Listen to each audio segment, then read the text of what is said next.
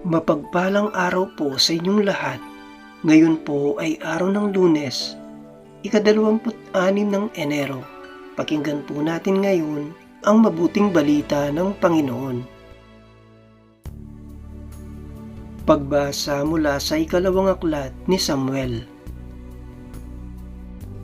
Noong mga araw na iyon, nagkaisa ang lahat ng angkan ng Israel na pumunta sa Hebron upang makipagkita kay David. Sinabi nila, "Kami laman ng iyong laman at dugo ng iyong dugo. Nang si Saul ang hari namin, nanguna ka sa mga kawal ng Israel sa pagkikipagdigma. Ipinangako sa iyo ng Panginoon na gagawin ka niyang hari upang mamuno sa kanyang bayan." Lahat ng matatanda ng Israel ay nagpunta nga sa Hebron at doon nakipagkasundo sa kanya sa harapan ng Panginoon. Pinahiran nila ng langis si David at kinilalang hari sa Israel. Nooy 30 taon na si David at naghari siyang 40 taon. Sa Hebron, 7 taon at kalahati siyang namahala sa Huda. Sa Jerusalem naman ay 33 taon siyang naghari sa buong Israel at Huda.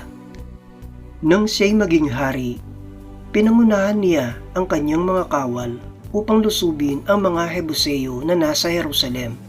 Sinabi nila kay David, "Hindi ka makapapasok dito kahit mga bulag at lumpo lamang ang magtatanggol dito." Ngunit nakuha ni David ang kuta ng Sion na tinawag na lungsod ni David hanggang ngayon. Habang lumalaon, ay lalong nagiging makapangyarihan si David pagkat sumasa kanya ang Panginoon, ang Diyos na makapangyarihan. Ang salita ng Diyos. Salamat sa Diyos. Salmong tugunan. Pag-ibig ko't pagtatapat ay ibibigay kong ganap. Ika'y nagsalita noon pa mang una sa mga lingkod mo at ipinakita yaong pangitain, at ito ang badya. Aking pinutungan ang isang dakila na aking pinili sa gitna ng madla. Pag-ibig ko't pagtatapat ay ibibigay kong ganap.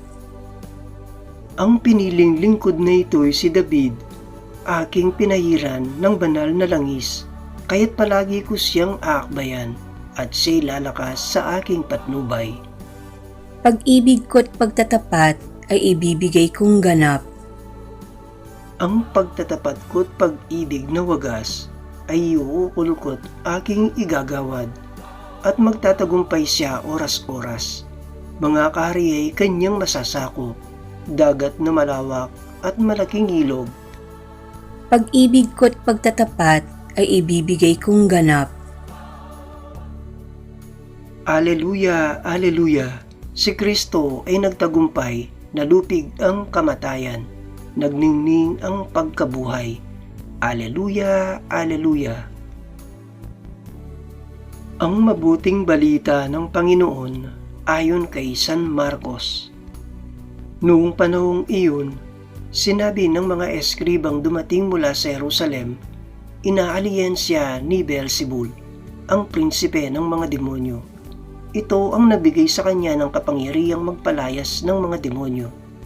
Kaya't pinalapit ni Jesus ang mga tao at sinabi sa kanila ang ilang talinhaga. Paano mangyayaring palayasin ni Satanas si Satanas? Kapag naglaban-laban ang nasasakupan ng isang kaharian, hindi mananatili ang kahariang iyon. At kapag naglaban-laban ang magkakasambahay, hindi mananatili ang sambahayang iyon. Gayon din naman, kapag nagimagsik si Satanas laban sa kanyang sarili at naglaban-laban ang kanyang nasasakupan, hindi magtatagal at darating ang kanyang wakas. Walang makapapasok sa bahay ng isang taong malakas at makaagaw ng kanyang ari-arian, malibang gapusin muna niya ang taong iyon. Saka pa lamang niya malolooban ang bahay na iyon. Tandaan ninyo ito, maaaring ipatawad sa mga tao ang lahat ng kasalanan at panlalait nila sa Diyos, ngunit ang sinumang lumait sa Espiritu Santo ay hindi mapatatawad. Ang kanyang kasalanan ay hindi mapapawi kailanman. Sinabi ito ni Jesus sapagkat ang sabi ng ilan, inaaliyan siya ng masamang espiritu. ang mabuting balita ng Panginoon. Pinupuri ka namin, Panginoong Hesukristo.